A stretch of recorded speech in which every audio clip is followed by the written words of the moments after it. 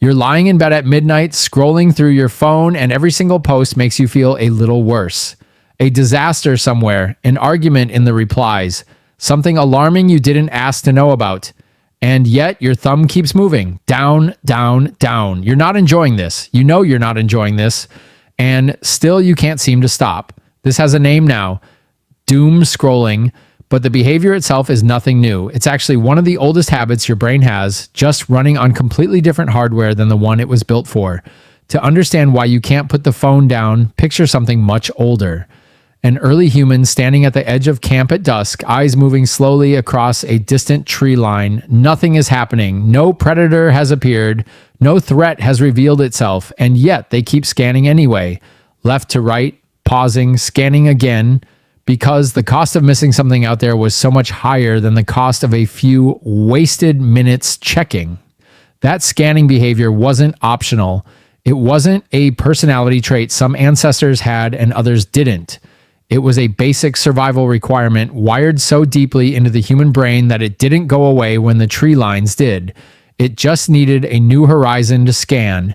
And your phone gave it one. Here's the part that surprises most people. Dopamine, the chemical everyone blames for phone addiction, was never really about pleasure in the first place. It's about seeking, anticipation, the pull toward information that might matter before you actually know whether it does. Your brain releases dopamine not when you find something good, but in the moment right before you find out. The checking itself, not the reward, is what your brain is chasing. That distinction changes everything about how doom scrolling works. You're not compulsively checking your phone because the content makes you feel good.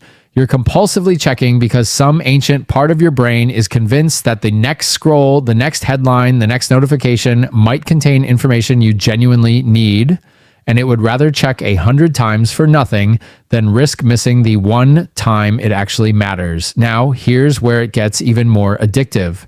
Your ancestors' environment delivered information in a fairly predictable rhythm.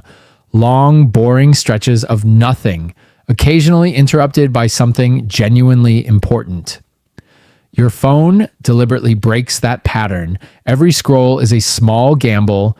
Sometimes it's nothing. Sometimes it's a joke, a video, a piece of gossip, and every so often it's something alarming, upsetting, or urgent enough to spike your attention completely.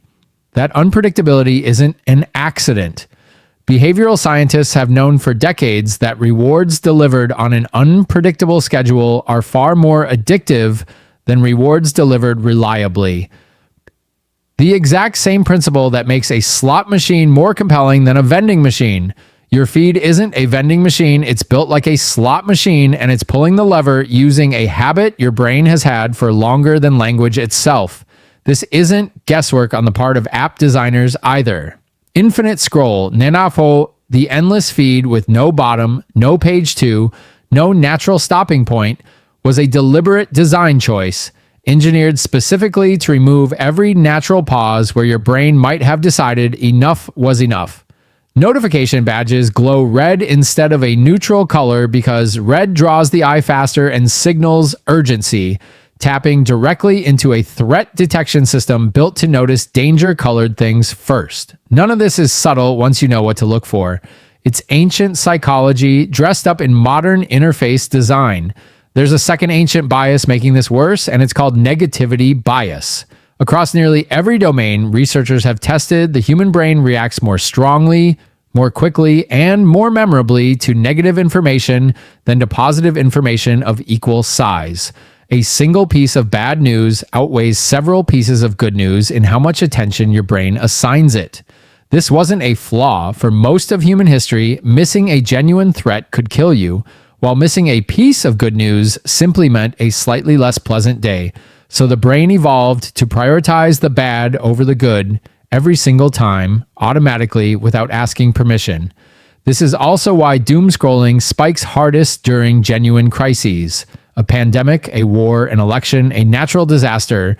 In moments like these, your ancient scanning system isn't misfiring randomly.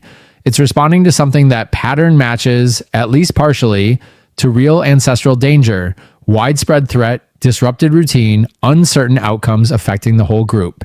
The instinct to gather every scrap of available information during a genuine crisis made sense when information was scarce and each new fact meaningfully changed your odds of survival.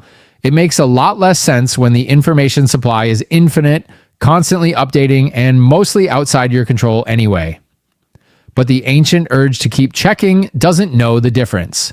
Put those two systems together, a seeking-driven dopamine loop built for unpredictable information and a negativity bias built to prioritize threats. And you've accidentally built the perfect explanation for why bad news is so much harder to scroll past than good news. Your algorithm didn't invent this vulnerability, it just found it and pointed straight at it. Think about what your ancestors were actually scanning for at that tree line. It wasn't only predators, it was social information too. Who was allied with who was angry at whose status in the group had shifted overnight. In small ancestral communities, staying updated on social dynamics wasn't gossip for its own sake. It could determine whether you had allies when you needed them or enemies you didn't see coming. The drive to stay socially informed is just as ancient as the drive to watch for predators and just as difficult to switch off. Now, look at what fills a modern feed. Arguments, accusations, social conflict playing out in public between people you've never met about situations that have nothing to do with your actual life. None of it requires anything from you. None of it can be resolved by you, and yet the same ancient circuitry that once tracked real alliances and real threats inside a group of 30 people is now trying to process the emotional information of millions of strangers all at once, all the time, with absolutely no ability to act on any of it. That mismatch is the real source of the exhaustion. Your ancestors' scanning system was built to operate inside a loop that eventually closed. You scanned, you either found something or you didn't. And either way, the scanning stopped.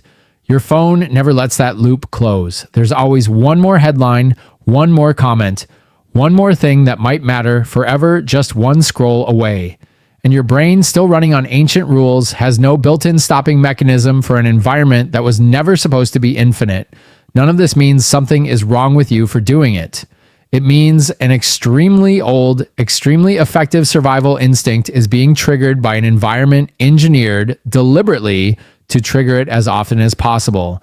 The scanning circuit that once kept your ancestors alive at the edge of a dark tree line is the exact same circuit lighting up right now in your hand at midnight, convinced that just one more scroll might finally be the one that matters. If you want more of this, the ancient instincts secretly steering your modern habits, hit subscribe to Loop Error, because this is exactly the kind of thing we dig into every single video. Here's a question for you. What's the one app or feed you find hardest to put down, and what do you think it's actually giving you? Let me know in the comments.